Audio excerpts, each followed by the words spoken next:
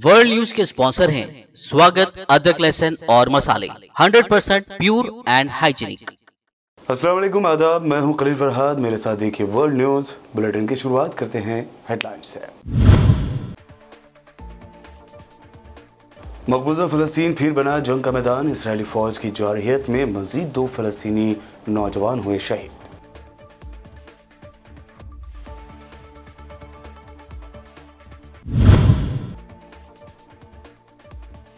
Israel ने Syria के खिलाफ खोला महाज। दमिश्क इंटरनेशनल एयरपोर्ट पर किए मिसाइल हमले में 2 शामी फौजियों समेत 4 अफराद हलाक।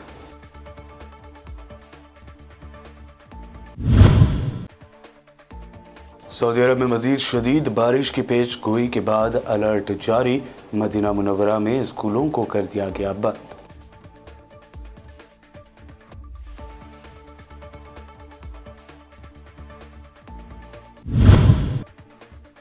सुप्रीम कोर्ट ने मोदी सरकार के नोटबंदी के फैसले को रखा बरकरार। जज नागरत्ना ने फैसले पर जाहिर किया एतराज। कहा, नोटबंदी का फैसला गैर कानूनी था।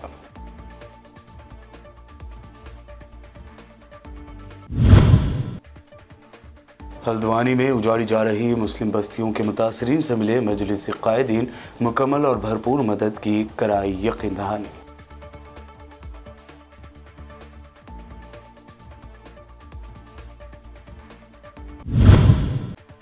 और दिल्ली में लड़की को कार से घसीटने के संगीन वाक़े पर आप एमएलए सौरभ भारद्वाज ने की प्रेस कॉन्फ्रेंस।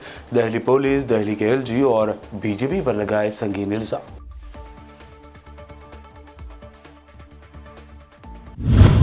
और अब पेश है खबरों की तफसील। इसराइली फ़ौज ने फायरिंग करके मजीद 2 फ़लस्तीनी नौजवानों को शहीद और 8 को ज़ख्मी कर दिया है।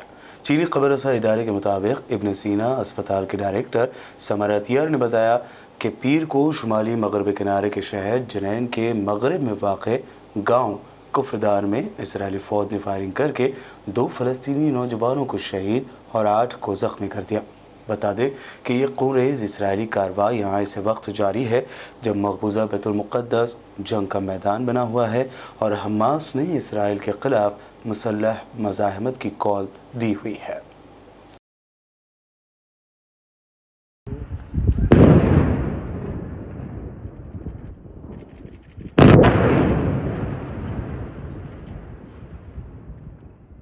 फ़लस्तीन में कैदियों के हुकूक़ के लिए काम करने वाले इदारों ने इंकशाफ किया है कि इसराइली क़ाबिज़ फ़ौज ने अल-कुद्स और गज़ा समेत फ़लस्तीन के दूसरे इलाक़ों में छापा मार कार्रवाइयों के दौरान गुज़िश्ता बरस 7,000 फ़लस्तीनियों को गिरफ़्तार किया। इतवार को इंसानी हुकूक़ के इदारों कमीशन बराए असीरान, फ़लस्तीनी असीरान क्लब, ज़मीर एसोसिएशन और वादी हुल्वा सेंटर अल-कुद्स ने अपनी सालाना रिपोर्ट बराए साल 2022 में कहा है कि पिछले 10 सालों के मुकाबले में गुज़िश्ता साल खूनरेज़ तरीन साल और जराइम और ज़्यादतियों की शिद्दत का साल था। इसराइली फ़ौज ने पीर के रोज़ दमिश्क बैनुल-अक़वामी हवाई अड्डे पर मिसाइल हमला किया जिसमें 2 शामी फ़ौजियों समेत 4 अफराद हलाक हो गए। हवाई अड्डे को बंद कर दिया गया है। 7 माह के अरसे में इसे दूसरी मरतबा बंद किया गया। शामी फ़ौज ने बताया कि इसराइल ने दमिश्क इंटरनेशनल एयरपोर्ट पर फ़िज़ाई हमला किया जिसमें कम अज़ कम 2 फ़ौजी मारे गए और हवाई अड्डे की तनसीबात को भी नुकसान पहुँचा है। शाम की सरकारी खबर रसा एजेंसी साना ने एक आला फ़ौजी अफसर के हवाले से जारी बयान में बताया कि दमिश्क बैनुल-अक़वामी हवाई अड्डे पर पीर के रोज़ मकामी वक्त के मुताबिक सुबह 2 बजे फ़िज़ाई हमला किया गया जिसमें हवाई अड्डे और उसके अतराफ़ को निशाना बनाया गया। गुज़िश्ता रोज़ रूसी हमलों ने यूक्रेन के दारुल-हुकूमत कीव समेत कई इलाक़ों को निशाना बनाया जहाँ मकामी हकाम के मुताबिक कम अज़ कम 1 शख्स हलाक और मुतअद्दिद ज़ख्मी हुए। इब्तिदाई मालूमात के मुताबिक सोलोम्स्की ज़िले में 1 शख्स हलाक और मुतअद्दिद अफराद ज़ख्मी हुए हैं। वहीं दारुल-हुकूमत कीव के मेयर विटाली क्लिट्स्को ने टेलीग्राम पर 1 शख्स के मारे जाने की तस्दीक की। वाज़ेह है कि कीव में कम अज़ कम 11 धमाकों की आवाज़ें सुनने की इत्तला दी गई थी। कीव के मेयर ने मज़ीद कहा कि दारुल हुकूमत में 2 मुख्तलिफ मकामात पर 7 अफराद ज़ख्मी हुए जिनमें से एक की हालत इंतहाई तशवीशनाक बताई गई है। नवंबर के आखिर में बांग्लादेश के रोहिंग्या पनाह गजीन कैंप से इस उम्मीद के साथ लकड़ी की एक बोसीदा कश्ती पर 172 रोहिंग्या सवार हुए थे कि शायद बाहर की दुनिया में वो अपने बच्चों के लिए बेहतर मुस्तकबिल तलाश कर पाएं। उन्हें यकीन था कि उनका ये सफ़र कामयाब होगा, वो जल्द ही किसी दूसरे कंट्री में दोबारा पहुंच जाएंगे। लेकिन कश्ती के इंजन तकरीबन एक हफ्ते बाद ख़राब हो गए और 172 रोहिंग्या पनाह गजीन, जिनमें ज़्यादातर ख़वातीन और बच्चे शामिल थे, हफ्तों तक पानी और खाने के बगैर बहरे अंडमान में भटकते रहे। गुज़िश्ता हफ्ते अक़वाम मुत्तहिदा की जानिब से रेस्क्यू के मुतालबात के बावजूद कोई इलाक़ाई मुल्क उनकी मदद को नहीं पहुँचा। रोते बिलखते बच्चों की दिल चीर देने वाली आवाज़ें फ़िज़ा में गूंजती रही और जब पूरी दुनिया से कोई मदद नहीं पहुंची, तब आखिरकार करिश्माती तौर पर ये रोहिंग्या ज़िंदा बच गए और मुस्लिम अक्सरियती मुल्क इंडोनेशिया के माहिगिरों ने उनकी कश्ती बचाई और उन्हें बचाया। और इस तरह रोहिंग्या इन 172 रोहिंग्या मुसलमानों को एक नई ज़िंदगी मिली। इन 172 रोहिंग्याओं के जिंदा बच जाने के वाक़े को मेन स्ट्रीम मीडिया ने उतनी जगह नहीं दी, ताहम यह आंखें खोल देने वाला वाक़या है कि किस तरह रोहिंग्याओं के साथ मुतासिबाना रवैया इख्तियार किया जा रहा है। पहले से ही बारिश के बाद सऊदी अरब में हालात संगीन बने हुए हैं। ऐसे में यहाँ मज़ीद शदीद बारिश की पेशगोई की गई है। सऊदी मौसमियात के कौमी मरकज़ NCM ने जिद्दा, रबीक और अलकामिल को वार्निंग देने के लिए बारिश का अलर्ट बढ़ा दिया है। वहीं मदीना मुनव्वरा में शदीद बारिश की वार्निंग के बाद स्कूलों को बंद रखने का हुक्म जारी किया गया। मरकज़ ने मक्का मुकर्रमा के रिहाइशों को इतवार की शाम से शुरू होने वाली शदीद बारिश से भी खबरदार किया है, जबकि वार्निंग आज बरोज़ पीर तक जारी रहने का अंदेशा है। मरकज़ ने इस बात की तस्दीक की कि पेशगोई बारिश की सूरत हाल के जारी रहने की निशानदही करती है, जिसमें दरमियानी से लेकर मूसलाधार बारिशों के साथ सतही हवाओं, ऊंची लहरों, ओले, मूसलाधार बारिशों और कम नुमाइश में सरगर्मी शामिल है। कल इतवार की शाम मक्का में बारिश के बाद सोशल मीडिया पर मस्जिद अल हरम में बर्फ़बारी के मनाजिर की एक वीडियो सोशल मीडिया पर खूब वायरल हुई, जिसके बाद लोग इस हवाले से हकीकत मालूम करने की कोशिश करते नजर आए और बादज़ा ये वीडियो भी जाली या फेक साबित हुए। सऊदी अरब में मौसमियात के कौमी मरकज़ के तर्जुमान हुसैन अल क़हतानी ने वजाहत की है कि अल मस्जिदुल हराम मक्का मुकर्रमा में बर्फ़बारी के मनाज़िर पर मुश्तमिल सोशल मीडिया पर वायरल वीडियो का हकीकत से कोई ताल्लुक़ नहीं। ये वीडियो फ़ोटोशॉप या जाली है। ब्रिटेन में खबरों का सिलसिला लगातार यूँ ही जारी रहेगा। फ़िलहाल रुकते हैं एक छोटे से ब्रेक के लिए।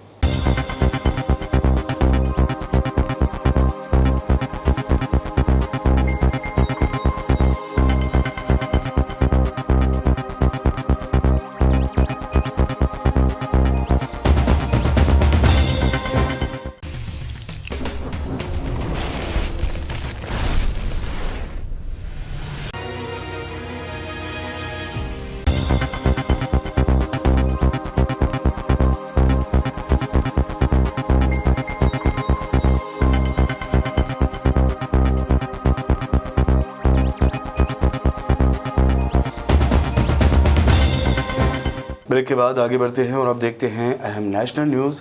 सुप्रीम कोर्ट ने साल 2016 में 500 और 1000 रुपए के नोटों को बंद करने के मोदी सरकार के फैसले को बरकरार रखा है।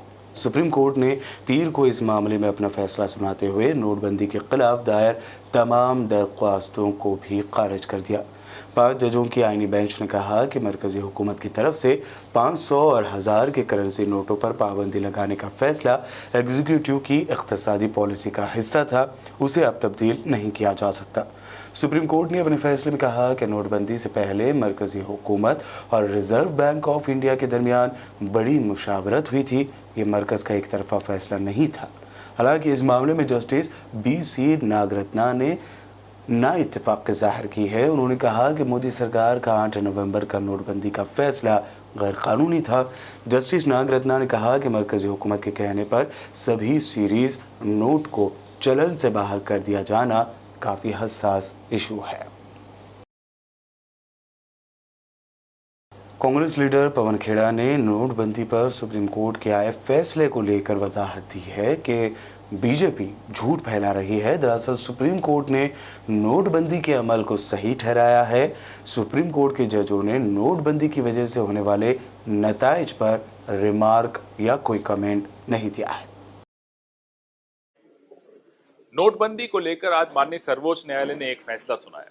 ये फैसला नोटबंदी की फैसले की प्रक्रिया पर है, परिणाम और प्रभाव पर नहीं है। ये बात हमें सबसे पहले स्पष्ट कर देनी चाहिए, क्योंकि भारतीय जनता पार्टी एक झूठ फैला रही है कि नोटबंदी के फैसले पर मोहर लग गई माननीय सर्वोच्च न्यायालय की। ये गलत है।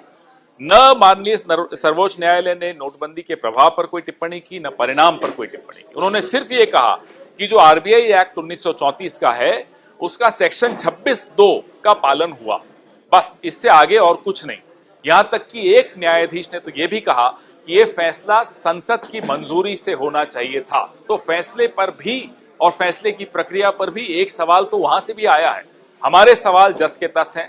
नोटबंदी से हमारा असंगठित क्षेत्र तबाह हो गया, एमएसएमई बर्बाद हो गए, करोड़ों लोगों ने नौकरियां गंवाई, कई लोगों ने अपनी जानें तक गंवाई, आतंकवाद जस का तस, काला धन जस का तस, और जो करेंसी है हमारी इकोनॉमी में वो वैसी की वैसी है, कोई कम नहीं हुई, कैशलेस इकोनॉमी हुई नहीं है। तो कोई भी प्रभाव, किसी भी प्रभाव की कसौटी पर नोटबंदी खरी नहीं उतरती। हमारा विरोध बिल्कुल जैसा परसों था, कल था, आज भी है और कल भी रहेगा। हम चुनौती देते हैं मोदी जी को, उनके किसी भी कैबिनेट मिनिस्टर को कि आए इस पर चर्चा करें। और मोदी जी को तो एक और चुनौती है नए साल की कि सिर्फ नोटबंदी पर एक प्रेस वार्ता करके दिखा दें, हम मान जाएंगे कि आपका फैसला सही था। आप खुद बैठिए और लोगों के सवालों का जवाब दीजिए। नोटबंदी पर एक प्रेस कॉन्फ्रेंस तो बनती है मोदी जी नोटबंदी पर 2023 में। बिहार में बीजेपी से नाता तोड़ने वाले नीतीश कुमार के लिए ऑपरेशन लोटस बड़ा चैलेंज बन सकता है। दरअसल बिहार के साबिक डिप्टी सीएम और बीजेपी लीडर तारकिशोर प्रसाद ने बड़ा दावा किया कि नीतीश कुमार की पार्टी जेडीयू के कई एमपी बीजेपी के साथ राब्ते में है। उन्होंने कहा कि सीएम नीतीश कुमार ने अपोजिशन की जानिब से राहुल गांधी को पीएम के ओहदे का उम्मीदवार मान लिया है, इसलिए अब जेडीयू के लीडर और अरकान पार्लियामेंट को अपने फ्यूचर की टेंशन सता रही है। बीजेपी लीडर ने एक चैनल से बातचीत में साफ साफ कहा कि जेडीयू लीडर अंदेशे में हैं और यही वजह है कि जेडीयू के कई एमपी बीजेपी के साथ राब्ते में हैं।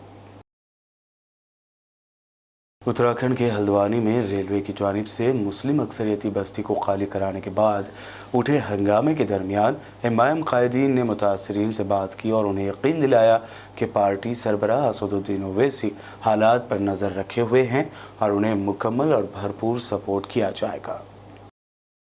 देश किसी सत्ताधारी पार्टी से नहीं चलेगा, इसलिए हम लोग राजनीतिक बात करने नहीं आए, आरोप और प्रत्यारोप करने नहीं आए, बल्कि ये कहने आए हैं कि आप लोग अपने आप को अकेला महसूस ना करें। हम तमाम लोग, हमारी पार्टी और पूरी इंसानियत, पूरा मुल्क इस बस्ती के साथ खड़ा है। पूरे मुल्क में वतन परस्त लोग जितने हैं, जो हिंदू मुस्लिम एकता में विश्वास रखते हैं, वो तमाम लोग आपकी बस्ती के साथ खड़े हैं। सिर्फ ये संदेश देने आए और लोगों को बताने आए कि बैरिस्टर साहब की पूरी नज़र मुद्दे पर है। ये मुद्दा कोर्ट से लेकर सदन तक है। तो यकीनन इंसाफ की उम्मीद है। जहां तक राजनीति का सवाल है, ये मुद्दा राजनीतिक है ही नहीं। जो इसे राजनीतिक मुद्दा कह रहा है, ये एक गरीब के आशियाने का सवाल है, एक मजलूम, एक बच्चों की शिक्षा का सवाल है, मस्जिदों का सवाल है, मदरसे का सवाल है, छोटे छोटे मासूम बच्चों का सवाल है। ये एक इंसान की जिंदगी का सवाल है। और देखिए, जिस देश में, इस देश की मिट्टी में मोहब्बत हो, यहाँ मोहब्बत पनपती है, यहाँ कोई राजनीति नहीं पनपती। और ये देश दिल्ली वुमेन्स कमीशन की चेयरपर्सन स्वाति मालीवाल ने दारुल हुकूमत में लड़की की बरहना मिली नाश और उसके साथ होने वाली दरिंदगी के बारे में तफसील बताई।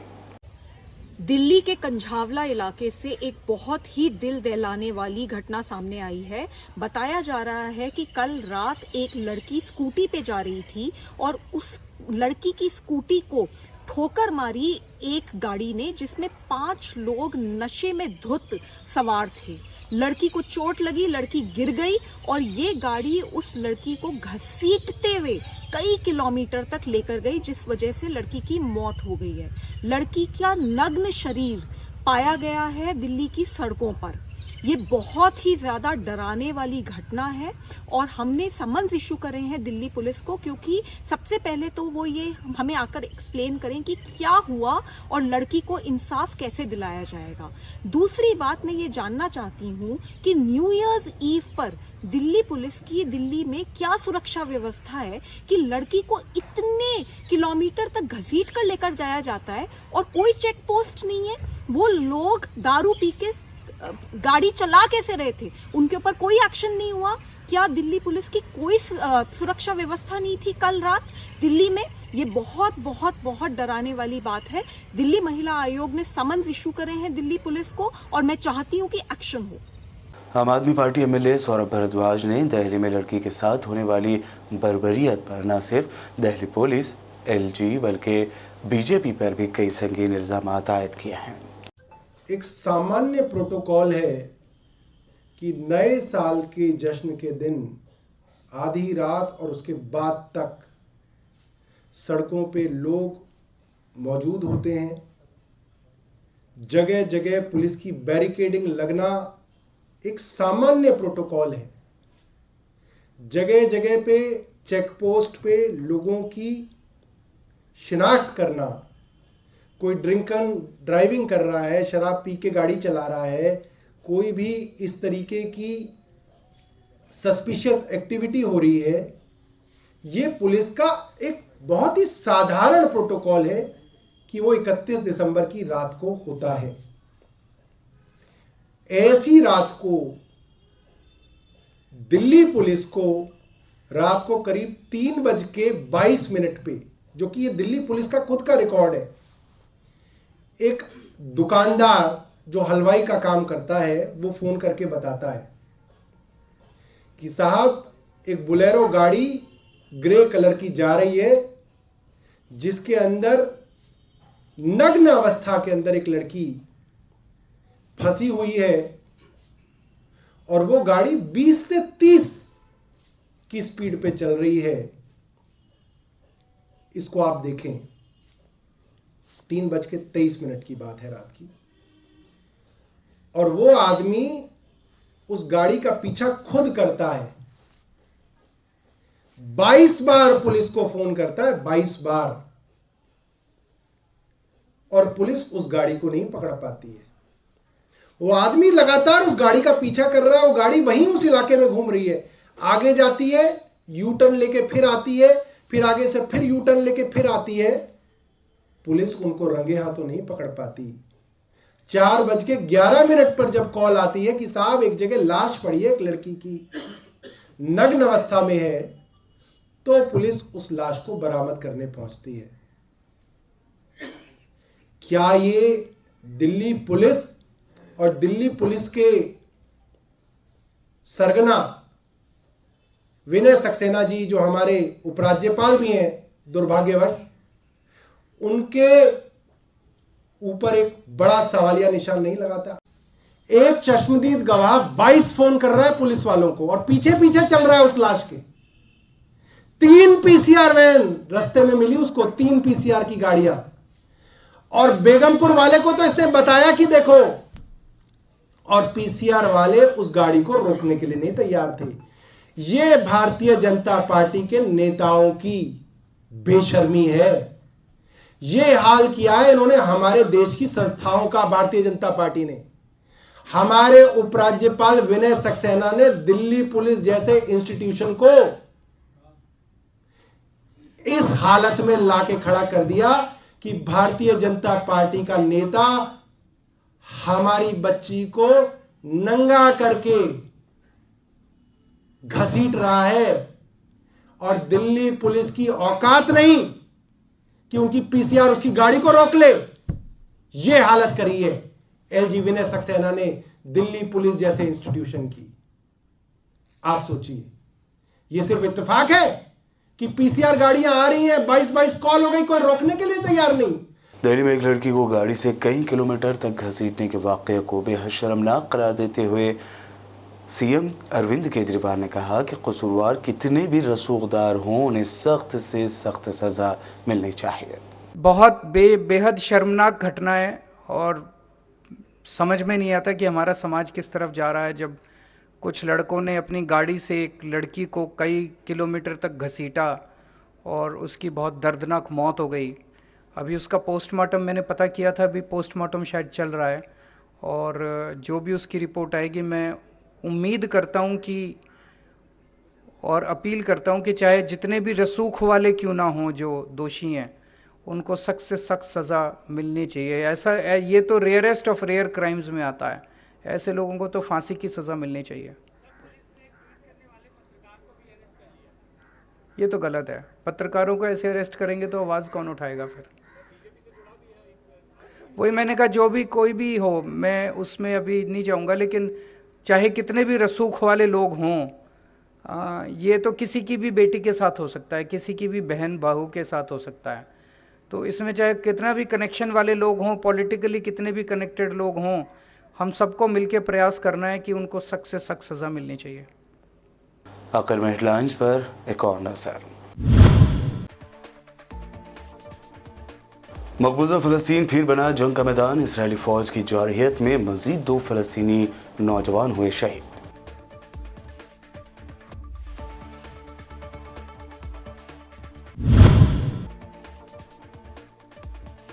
इसराइल ने सीरिया के खिलाफ खोला महाज। दमिश्क इंटरनेशनल एयरपोर्ट पर किए मिसाइल हमले में 2 शामी फौजियों समेत 4 अफराद हलाक।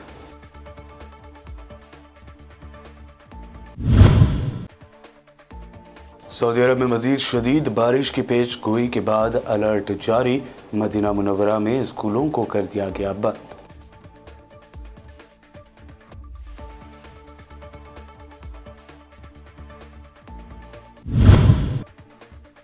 सुप्रीम कोर्ट ने मोदी सरकार के नोटबंदी के फैसले को रखा बरकरार। जज नागरत्ना ने फैसले पर जाहिर किया एतराज। कहा, नोटबंदी का फैसला गैर कानूनी था।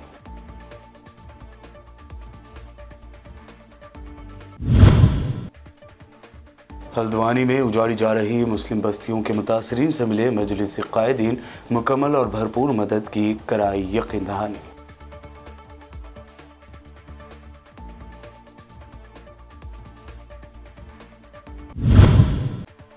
और दिल्ली में लड़की को कार से घसीटने के संगीन वाक़े पर आप एमएलए सौरभ भारद्वाज ने की press conference. Delhi police, Delhi के एलजी और बीजेपी पर लगाए संगीन इल्जाम।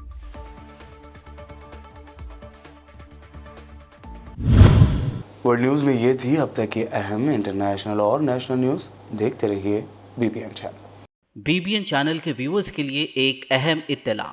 अब बीबीएन चैनल का टेलीकास्ट भारत भर में हो रहा है। हमारे व्यूअर्स भारत में कहीं भी टीवी पर अब बीबीएन चैनल देख सकते हैं।